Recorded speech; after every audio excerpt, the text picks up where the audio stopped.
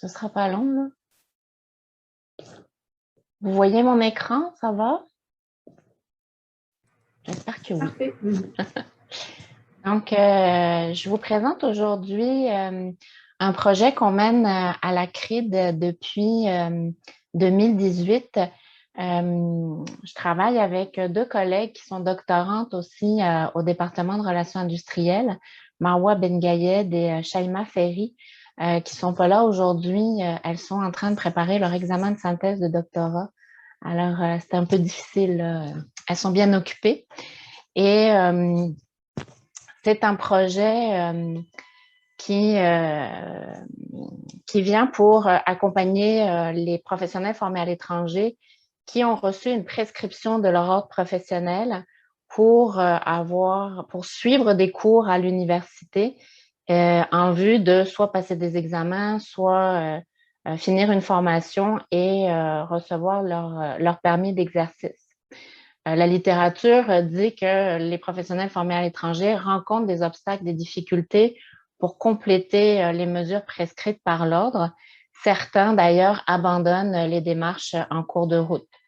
Donc, je vous partage quelques chiffres qui ont été diffusés en 2019 par le Conseil interprofessionnel du Québec. J'en ai parlé de cette étude un peu plus tôt. 34 des professionnels formés à l'étranger qui reçoivent une reconnaissance partielle abandonnent ou échouent le processus. Donc, ce sont des chiffres récents, là, l'étude date de 2019. Et comme je disais ce matin, les raisons, c'est la conciliation travail-études-famille, la nécessité de gagner un revenu, des difficultés financières, la formation d'appoint trop exigeante, donc parfois tout ça en même temps.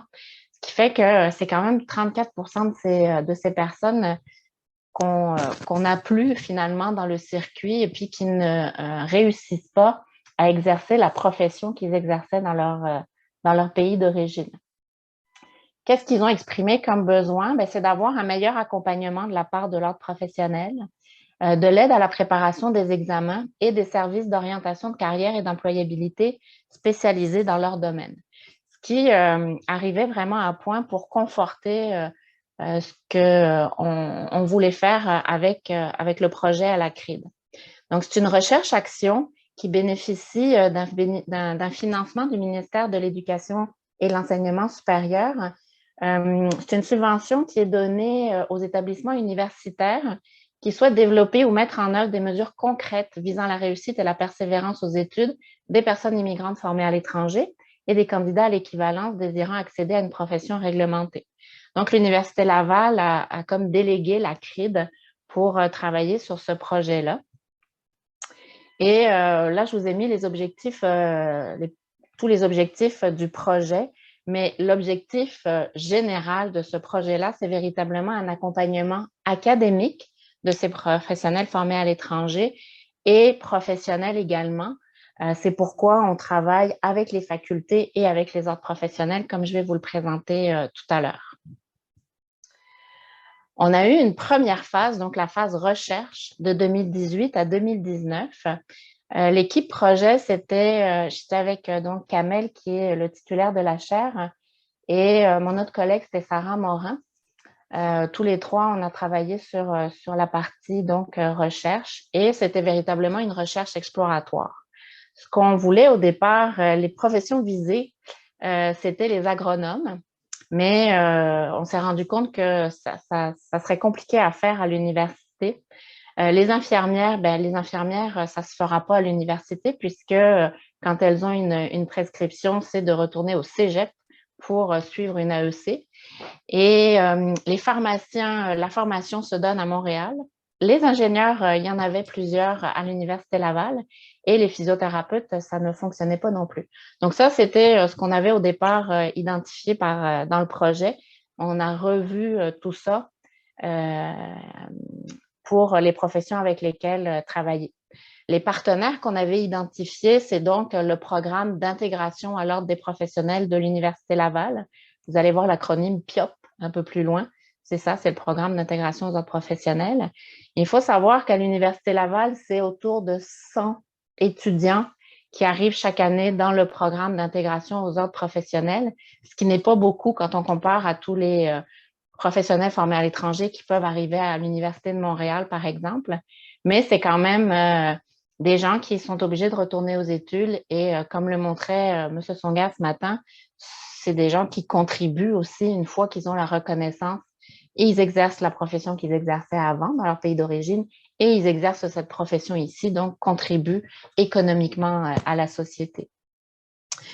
Pour 2019-2020, c'était autour de 77 étudiants qui se sont inscrits via le PIOP. Donc, c'est quand même pas beaucoup d'étudiants, mais quand même, on voulait travailler sur un projet qui soit intéressant pour eux.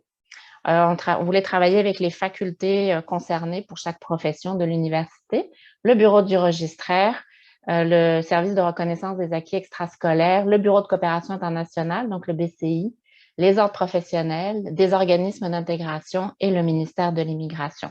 Donc ça, c'est les partenaires qu'on avait envisagés. Les résultats de cette première phase, c'est que finalement, on a travaillé sur la profession d'avocat, la profession de comptable et la profession d'ingénieur. Et pour chacune de ces professions, comme vous voyez, c'est l'ordre, la faculté qui forme les étudiants et les étudiants qui faisaient partie du PIOP. Et spécifiquement pour les ingénieurs, on a fait appel au Centre Rire 2000 parce que, comme vous l'avez vu ce matin avec la présentation de M. Songa, ils ont l'expertise du programme d'accès rapide à l'Ordre des ingénieurs du Québec. Et pour nous, c'était vraiment important d'avoir cette expertise-là avec nous parce qu'on ne va pas réinventer la roue. Quand il y a quelque chose qui fonctionne, ben autant l'utiliser puis le pérenniser. On disait tout à l'heure qu'il y a des projets pilotes qui existent, qui fonctionnent bien puis qui sont malheureusement pas pérennisés. Ben, nous, on voulait faire en sorte que le PAROAC là, ait une pérennité. Puis, transversalement, le ministère de l'Immigration puis le BCI nous ont accompagnés plus pour un soutien informationnel. Donc, avoir des statistiques, avoir des données, de l'information qui pouvaient nous partager. Le bureau du registraire aussi nous a aidés pour essayer de retracer les étudiants du programme à l'intégration aux ordres professionnels. Ce sont des étudiants qui ne font partie d'aucune cohorte. Ils s'inscrivent comme étudiants libres. Alors, c'est pas facile de les retracer. On a eu aussi de l'information du service de reconnaissance des compétences de l'Université Laval et la collaboration du vice-décanat aux études de l'université. On s'est rendu compte, puis on a eu une difficulté qui a été majeure, c'est celle de retracer les étudiants pour du PIOP parce qu'on voulait les rencontrer pour connaître leurs besoins, pour savoir comment on pouvait les aider. Et déjà, comme on ne peut pas les retracer, c'est difficile d'avoir leur information. Donc, on a quand même réussi à faire quelques focus group avec une vingtaine d'étudiants, 15-20 étudiants qui étaient passés par le PIOP ou qui étaient dans le PIOP. Et le Centre Rire 2000 nous a aussi mis en contact avec des étudiants, des futurs ingénieurs qui travaillaient avec eux dans le PAROAC. Donc, on a pu avoir quand même une bonne idée de leurs besoins. À l'époque, on a eu une participation mitigée de certains acteurs, de certains participants, même si tous avaient affiché une grande volonté d'aller de l'avant avec le projet. Ça n'a pas été facile tout le temps de mobiliser tout le monde. Et puis, on a senti aussi le besoin de faire un point sur ce qui existait déjà dans les autres universités du Québec pour justement aller voir ce qui se faisait, qu'est-ce qui fonctionnait, puis est-ce que nous, on pouvait s'en inspirer pour apporter quelque chose de pertinent aux professionnels formés à l'étranger. Ce qui fait qu'on a fait un rapport de tout ça à la fin de cette première phase et on a déposé une proposition de plan d'action et demandé un financement pour la phase 2. Donc, la phase 2 devait se dérouler de 2019 à 2021. Il y a eu un délai pour obtenir le financement, puis la COVID qui a retardé un petit peu nos projets. Donc, la phase 2, ça, c'est 2020-2022. Donc, on est dans le projet, là. On est vraiment en plein dans le projet. L'équipe projet a un petit peu changé. Donc, c'est, comme je vous disais, deux autres doctorantes qui travaillent avec Kamel et moi de la chaire. Et puis, on a commencé automne 2020, hiver 2021 par l'identification et l'invitation des partenaires qui étaient déjà dans la phase 1 pour leur présenter les nouveaux objectifs et le plan d'action prévisionnel. On a fait plusieurs rencontres avec ces partenaires-là pour valider la volonté et la possibilité de participer au projet. Et on travaille avec eux à la mise à jour du plan d'action qu'on veut mettre en œuvre dès l'été 2021. Les participants au projet sont toujours les trois mêmes professions qu'on avait identifiées. On avait déjà commencé à travailler avec eux et établi des bonnes relations avec eux. Donc, on voulait continuer là-dessus. Et je vous dirais que c'est vraiment très, très positif. C'est comme si, je ne sais pas si c'est la COVID, je ne sais pas si c'est dans l'air du temps, je ne sais pas si il y a peut-être plus, c'est quelque chose qu'il va falloir qu'on regarde là, certainement, mais une prise de conscience aussi qui s'est faite, mais ça fonctionne extrêmement bien avec tous les partenaires qui ont été identifiés. Donc, le barreau pour les avocats et les avocates, le barreau, la faculté de droit de l'Université Laval, et puis des étudiants en droit qu'on a pu rencontrer. L'Ordre des CPA, donc Hélène Racine fait partie du projet. La faculté des sciences de l'administration de l'Université Laval, on travaille avec la responsable de la formation en comptabilité. Puis on a pu aussi parler avec des étudiants en comptabilité. Puis pour l'Ordre des ingénieurs, on a vu Kalina ce matin, mais elle nous a délégué la personne responsable de tout ce qui concerne la reconnaissance, qui travaille avec nous sur le projet. La faculté des sciences et génies aussi de l'Université Laval, c'est le vice-doyen aux études qui participe au projet. Donc, il y a une réelle volonté aussi là, de travailler avec nous. Le Centre Rire 2000 également est partie prenante et des étudiants, pas en comptabilité, excusez-moi, des étudiants en ingénierie qui font partie du projet. Puis cette fois, on travaille en parallèle avec le bureau du registraire et le vice-décanat aux études pour toutes les questions administratives. Et on a demandé aussi à la conseillère équité, diversité et inclusion de l'Université Laval de participer au projet parce que l'Université Laval est rentrée elle a un plan EDI, une politique EDI, et on trouvait pertinent que cette conseillère-là soit sur le projet parce que on parle d'intégration de personnes immigrantes, on parle d'inclusion, de diversité. Donc, avec cette conseillère-là, on a les balises aussi pour rentrer dans les plans EDI de l'université. Il me reste combien de temps, Aline, s'il te plaît? Il te reste 6 minutes à peu près. Parfait. Donc, le plan d'action qu'on est en train de travailler, donc ça, c'est pas encore canné complètement, là, mais c'est ce qu'on aimerait et puis qu'on travaille en ce moment avec chacun des partenaires. Donc, avec le programme d'intégration aux ordres professionnels, on leur propose des outils d'intégration destinés aux professionnels formés à l'étranger. Donc, préparer des capsules vidéo qui seront disponibles sur leur site, qui contiennent de l'information sur les parcours académiques, les différences culturelles, les attentes académiques. Puis les contenus vont être travaillés avec les étudiants qu'on a rencontrés. Une liste des ressources disponibles aussi qu'on va déposer sur leur site, elle est déjà bien avancée, là, mais ce n'est pas une liste exhaustive non plus. Donc, elle va vivre au fur et à mesure des améliorations qu'on pourra lui apporter. Et avec le registraire et le vice-décanat aux études, on essaie de trouver un moyen d'identifier les étudiants inscrits au PIOP, qu'on puisse faire un suivi avec eux administratif, tout en respectant évidemment tout ce qui concerne les autodéclarations et tout ça, là, puis que ce soit pas, pour pas alourdir non plus administrativement les formulaires. Pour la profession d'ingénieur, c'est de mettre en œuvre un nouveau PARWAC en partenariat avec l'OIQ, le Centre Rire 2000 et la Faculté des sciences et génies.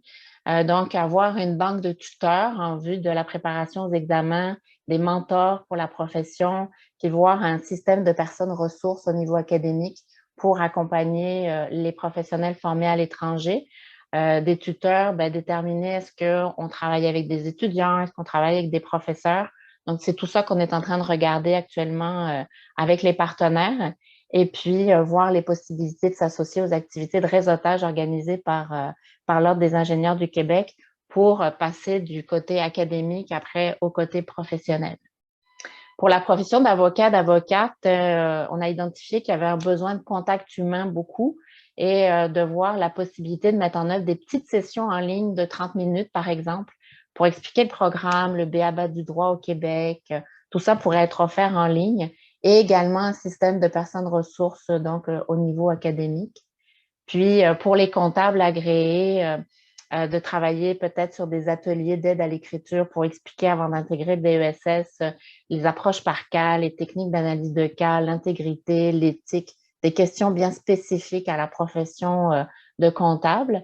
Et puis, participer à la diffusion de l'information sur le processus de reconnaissance avec l'ordre. Évidemment, on veut mesurer et évaluer, donc on travaille à la mise en place d'indicateurs qualitatifs et quantitatifs. On veut consolider aussi les partenariats et les collaborations. C'est un projet pilote, alors on va, une fois qu'il sera terminé, pouvoir évaluer, mesurer, apporter les améliorations et peut-être à un moment ouvrir à d'autres professions. Et je vous partage dans les minutes qui me restent là les constats en cours de projet. Comme je vous disais tout à l'heure, on a vraiment une forte implication et un réel intérêt des participants à s'investir dans le projet. Puis ça, c'est vraiment un grand plaisir de travailler avec tout le monde. Tout le monde est en mode solution. La COVID-19 a changé certaines pratiques et facilité les rencontres avec les participants hors Québec. C'est sûr que quand on a fait nos premières rencontres en 2018, on était à Québec, les gens de Montréal étaient sur Skype, on avait des problèmes d'écran. Aujourd'hui, tout ça s'est dépassé. Là, on est vraiment plus facilement rejoignable avec les rencontres Zoom. On s'est organisé plus facilement. Puis les étudiants aussi, on a pu les rencontrer en Zoom. C'était beaucoup plus facile que d'essayer de les rencontrer à l'université. Ils ont des cours, ils ont du travail, il faut qu'ils se déplacent. Donc ça a été le positif de la COVID. Puis les étudiants, ce qu'ils nous ont dit aussi, c'est que l'offre de cours en ligne synchrone et asynchrone est très, très appréciée parce que eux, ça leur permet de beaucoup mieux s'organiser. S'ils travaillent dans la journée et qu'ils ne peuvent pas suivre le cours, ils peuvent le suivre plus tard, se connecter plus tard pour suivre leur cours en asynchrone. Et on a rencontré les étudiants là en début de session d'hiver. Et puis, on avait rencontré les étudiants en 2019. Là, c'est comme si on avait deux mondes différents. La COVID a complètement changé la façon de suivre des cours pour ces étudiants-là, en tout cas. Donc, voilà, en quelques